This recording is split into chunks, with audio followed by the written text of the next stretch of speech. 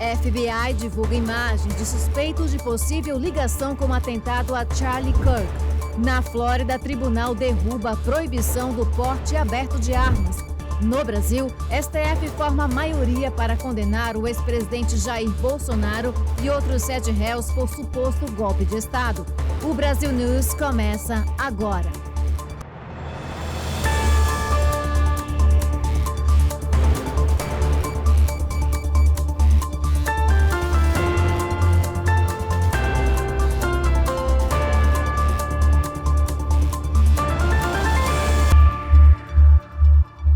Boa noite. O FBI divulgou imagens de um suspeito que teria interesse no assassinato de Charlie Kirk e ofereceu uma recompensa de $100 mil por informações que levem à prisão do atirador. 2 homens detidos no dia do atentado foram liberados após depoimentos. Kirk foi morto com um tiro no pescoço enquanto discursava em um evento na Universidade de Utah na quarta-feira. O vice-presidente J.D. Vance, que era amigo de Kirk, deve acompanhar o translado do corpo para o Arizona. As investigações sobre o caso continuam. E um tribunal de apelação da Flórida considerou inconstitucional a lei estadual que proíbe o porte aberto de armas. A repórter Lorena Gomes tem as informações.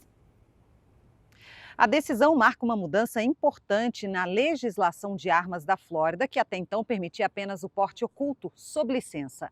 Na quarta-feira, o Tribunal de Apelação do 1º Distrito, em Tallahassee, entendeu que a proibição absoluta do porte aberto viola a 2ª emenda da Constituição americana por não haver tradição histórica que justifique esse banimento. O caso que chegou à corte foi o de Stanley McDaniels. Ele foi preso em 2022 em Pensacola por carregar um revólver visível. Com o julgamento, a condenação foi anulada e o Estado passa a ter de definir regras de regulação como restrições em locais sensíveis, mas sem proibição total.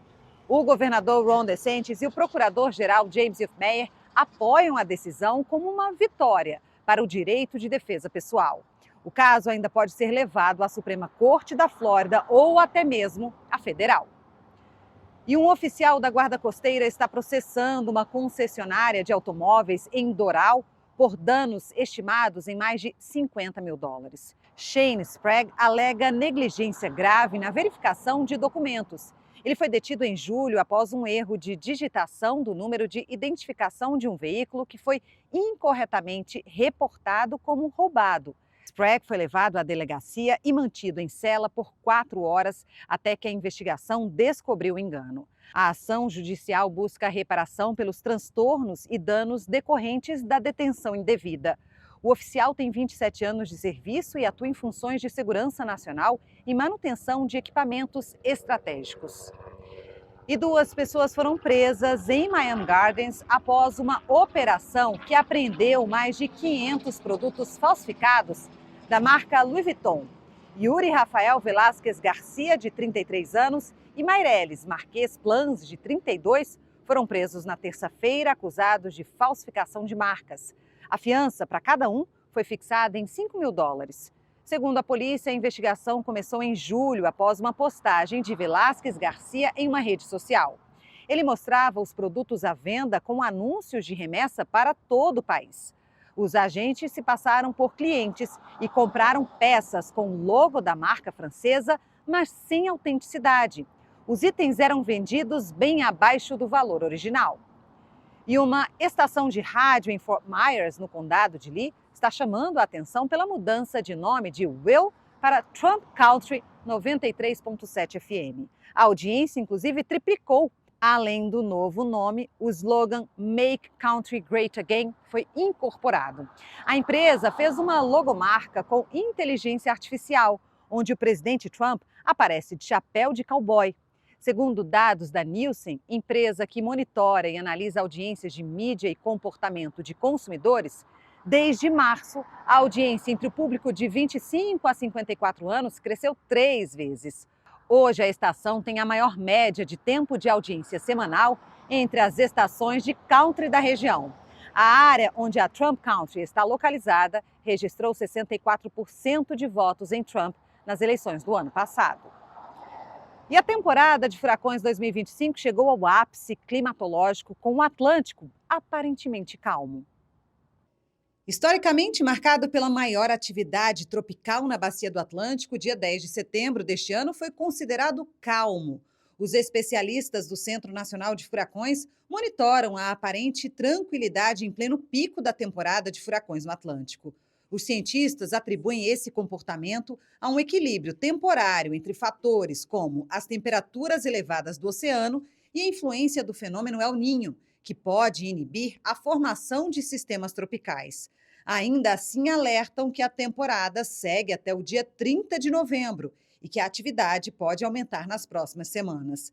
A orientação é para que residentes de áreas costeiras mantenham planos de prevenção ativos e fiquem atentos às atualizações diárias. A seguir, a polícia do Rio de Janeiro investiga a invasão do Cristo Redentor após um salto perigoso de paraquedas. Até já!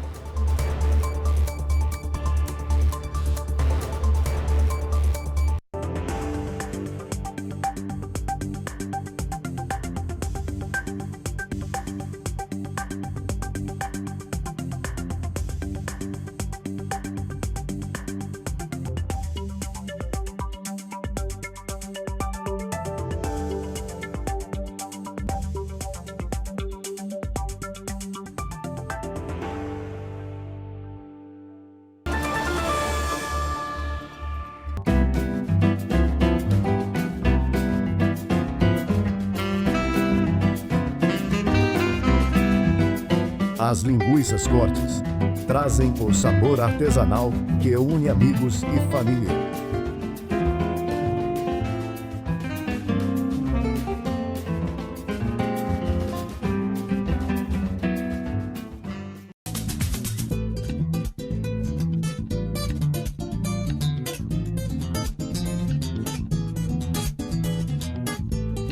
O açaí Triunfo é a sua fonte de energia natural e saborosa.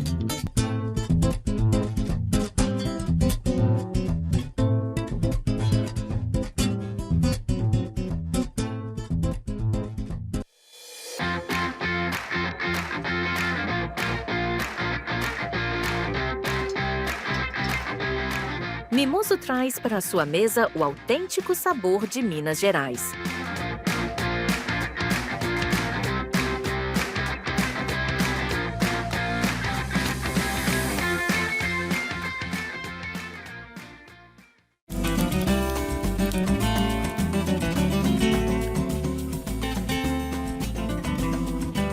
Transforme seu churrasco em uma experiência inesquecível com o mineiro.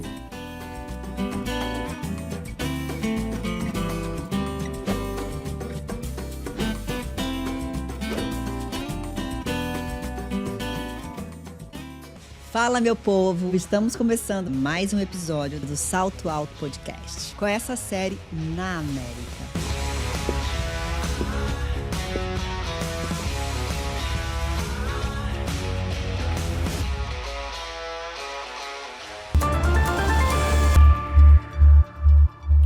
A primeira turma do STF formou maioria para condenar o ex-presidente Jair Bolsonaro por suposto golpe de Estado.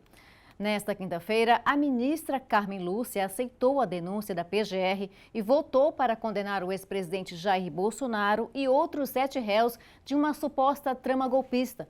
Os réus são acusados de 5 crimes, entre eles organização criminosa armada e golpe de Estado e tentativa de abolição violenta do Estado Democrático de Direito. Neste dia, também vota o presidente da turma, Cristiano Zanin. E ainda sobre o julgamento, o voto de absolvição do ministro Luiz Fux, que durou 13 horas, repercutiu na imprensa internacional. O voto do ministro do STF, Luiz Fux, que absolveu o ex-presidente Jair Bolsonaro e outros 5 réus da suposta trama golpista de 2022, repercutiu no país e na imprensa internacional. Fux condenou 2 réus de apenas um dos 4 crimes que eram acusados. A base do governo Lula, no Congresso, classificou o voto como, abre aspas, uma vergonha, fecha aspas. Já a defesa de Bolsonaro comemorou o voto e adiantou que vai pedir embargos infringentes, um tipo de recurso para contestar decisões judiciais. Mas, fora do Brasil, também houve repercussão. O jornal espanhol El País chamou Fuchs de um juiz que discorda de seus colegas e diz que o voto pode abrir espaço para pedidos de arquivamento. A agência Al Jazeera afirmou que o posicionamento do ministro foi música para os ouvidos de Bolsonaro. Já o Washington Post falou em trégua para o ex-presidente. No julgamento, que durou 13 horas, Fuchs criticou o volume de documentação reunida, cerca de 70 terabytes de dados. Para ele, elaborar o voto foi uma, abre aspas, extrema dificuldade. Fecha aspas. E agora você continua com outras notícias do Brasil com a correspondente Arlene Balieiro. E a Comissão Parlamentar Mista de Inquérito, a CPMI, que investiga fraudes no INSS, ouviu nesta quinta-feira o ex-ministro José Carlos Oliveira. Ele comandou o INSS de 2021 até março de 2022, quando deixou o cargo para assumir o Ministério da Previdência no último ano do governo de Jair Bolsonaro. De acordo com a Polícia Federal, o nome do ex-ministro aparece ligado ao CONAFER, uma das entidades beneficiadas na fraude do INSS. Apesar disso, ele não foi alvo da operação. A presença de José Carlos Oliveira na CPMI não foi obrigatória. No entanto, faz parte de um acordo para ouvir ex-ministros da Previdência que atuaram nos últimos 10 anos nos governos Dilma, Temer, Bolsonaro e Lula. Na segunda-feira, Carlos Lupe foi ouvido e negou qualquer envolvimento no esquema. A CPMI pretende votar mais de 400 requerimentos. Entre eles, estão pedidos de quebra de sigilo e relatórios do COAF sobre o SINDUNAP, o Sindicato Nacional dos Aposentados, que tem como vice-presidente Frei Chico, irmão do presidente Lula. E olha só essa cena inusitada no Rio de Janeiro. Um homem invadiu o Cristo Redentor e saltou de paraquedas da mão direita da estátua em direção à Lagoa Rodrigo de Freitas. O salto perigoso aconteceu na quarta-feira. Um guia turístico registrou o momento com um drone. Ele disse que acreditou que se tratava de uma gravação oficial, mas logo descobriu que era uma invasão. A polícia militar foi chamada ainda durante a visitação, mas o homem conseguiu escapar. O caso foi registrado como crime contra o patrimônio cultural. A Polícia Civil está analisando as imagens das câmeras de segurança e também fez perícia no local. Essa não é a primeira vez que isso acontece. Em julho, um turista francês acabou autuado depois de saltar de paraquedas no mesmo ponto. E Varginha, cidade de Minas Gerais, ganhou uma nova atração no circuito turístico do famoso ET de Varginha. Uma escultura de 4 metros de altura, criada pelo artista plástico Renato Criaturas, foi inaugurada na quarta-feira em frente ao Memorial do ET. O novo monumento foi projetado para ser um ponto obrigatório de visitação e reforça a imagem da cidade como a capital do ET.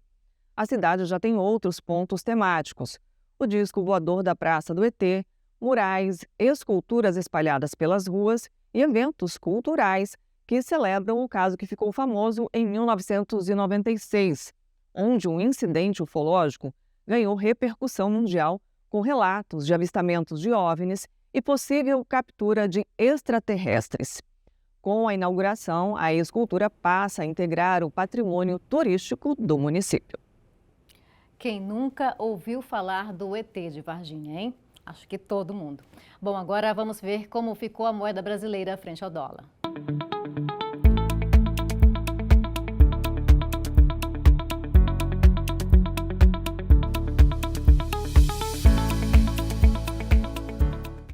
E hoje foi dia de relembrar os quase 3 mil mortos num ataque terrorista de 2001 em 11 de setembro. Várias homenagens aconteceram aqui no estado, inclusive em Washington, com a presença do presidente Donald Trump. Bom, esta edição do Brasil News termina aqui, mas você já sabe que pode rever todas as notícias a hora que quiser no nosso canal no YouTube. Uma ótima noite e obrigada pela companhia.